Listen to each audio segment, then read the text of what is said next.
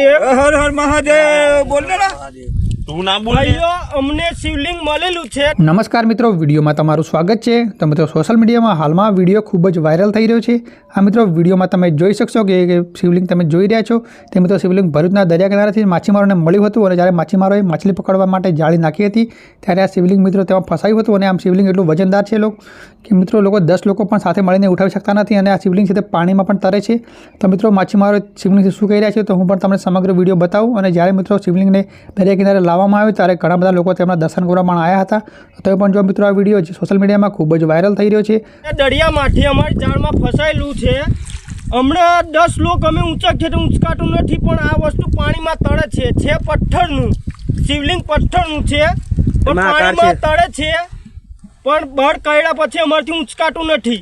10 લોકોને ઊંચકાવવા માટે પણ નથી ઊંચકાતું। આ શિવલિંગ છે મહાદેવનું અન્ન ભગવાનના આકાર છે, જોઈ શકો છો। ભગવાનનો અંદર આકાર છે, બધી મૂર્તિઓ છે, બધું વસ્તુ છે। અહીંયા અંદર શેષનાગ આવેલો છે। અંદર શિવલિંગમાં અમે મચ્છી મારવા આવેલા ત્યાંથી અમને મળેલું છે શિવલિંગ। અત્યારે અમે દરિયાની વચ્ચે છે। અમારા બોટ જોઈ શકો છો તમે। આ બધા લોકો આ બધો